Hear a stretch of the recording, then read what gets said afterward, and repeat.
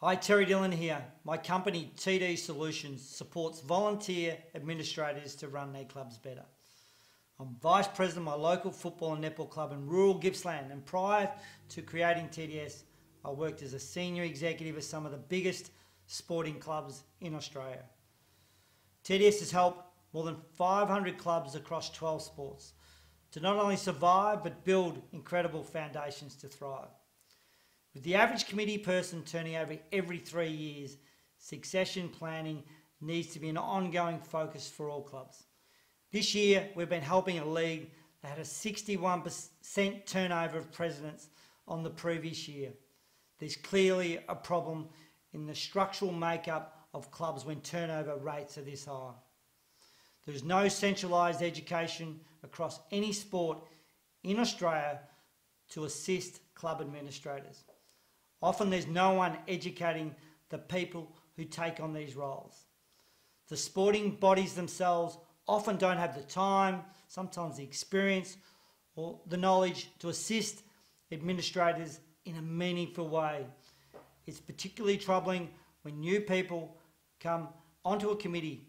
How can we educate and support new members if the existing members can't cope with the demands of their own roles? Compounding the problem, there's usually minimal handover between the person on the way out and the person on the way in.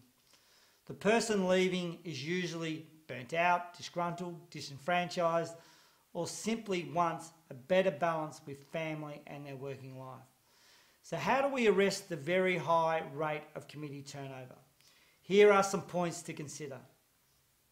Implement a new age committee model that alters the workload pressure on the core band of workers holding the club together.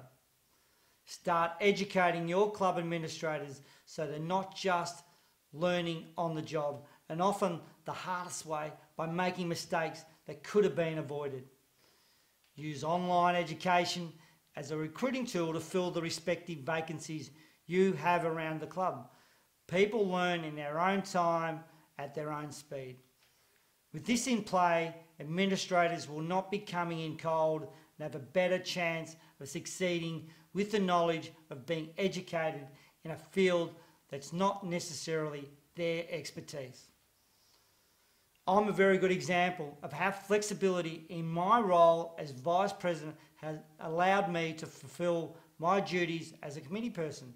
I live 75 kilometres from my community club, so I can't attend every training session, and I missed 2/3 of the games last season. I was also involved in my daughter's team in the city, which conflicted with my community club in Gippsland. Previously, I held an executive position in the AFL for many years that also prevented me from attending many of my local games. But the point is this: I could still make a meaningful contribution to my club. If I'd been required to attend all training and all match days, I wouldn't have been able to fulfill the role of the Vice President of my club. But flexibility allowed me to continue in the role and put back into my community in a substantial way. Here's a few tips for clubs managing succession planning. Clarify roles via position description so you can educate prospective administrators on what they'll be taking on. Ensure that no one person oversees more than 2 income streams. Ensure that no one person is in charge of more than 2 jobs at any given time at your club. Identify prospects to fill committee roles and start preparing them well before the annual general meeting.